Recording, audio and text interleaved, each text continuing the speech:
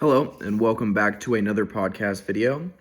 Today, we are going to be talking about analyzing business and corporate strategy.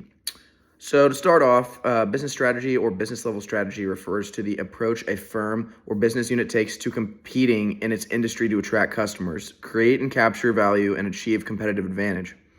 Now, a firm takes many actions to implement its strategy, but these actions should be a part of a coherent, overarching identity or goal that is accomplished, that if accomplished will lead to a sustainable competitive advantage.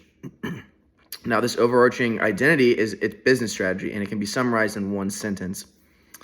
To analyze a firm's business strategy requires interpreting all of the firm's key strategic decisions and identifying the overarching identity they correspond to. Michael Porter analyzed dozens of firms across dozens of industries and distilled business strategy into three generic strategies. First, differentiation, creating a unique identity or value based on a characteristic other than price that customers are willing to pay more for or purchase more often. Then you have cost leadership, that is achieving lower costs than competitors and passing some of those savings on to customers through lower prices than competitors can charge. And then the last one is focus, concentrating on a subset of customers or products/services and then pursuing differentiation or cost leadership within that subset.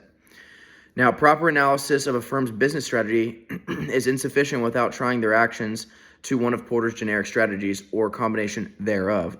Those are talking about the 5 strategies. Now, in contrast with business strategy, corporate strategy cannot be summarized in one sentence. Cost leadership, differentiation, and focus are business strategies. They are not corporate strategies. That's very important.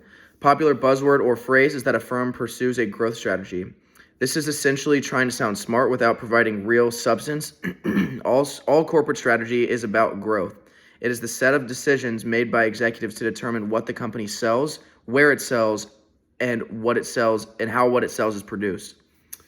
Now, to analyze a firm's corporate strategy, 3 facets of their approach must be described. First, the vertical integration decisions of the firm must be identified. And then what does the firm make itself, and what does it purchase from suppliers?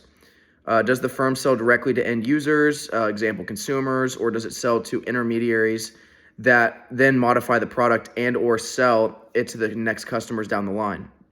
Secondly, the diversification of the firm must be identified. How many different products or services does the firm sell? Very important there as well. How different are these different products or services from each other? We've got to be able to differentiate them. For example, a firm that sells many different models of cars is less diversified than a firm that sells cars and boats, which is less diversified than a firm that sells shoes and chemical supplies and frozen food. Note that the items on a restaurant menu or the shelves of a retail store do not indicate diversification. These are service businesses who provide the service of preparing and selling food or purchasing wholesale goods, putting them on shelves and selling them to consumers. Now, in addition to the product/market diversification described above, the diversification of the firm's corporate organization must be discussed. Does the firm receive close to all of its revenue from a single business unit?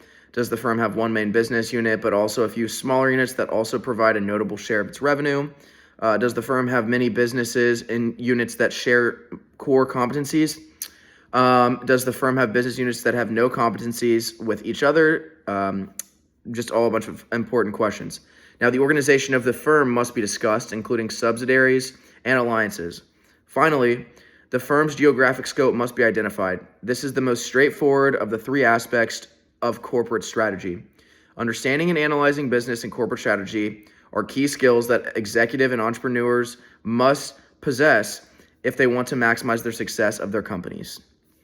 This is the podcast video for today. Again, we went over analyzing business and corporate strategy.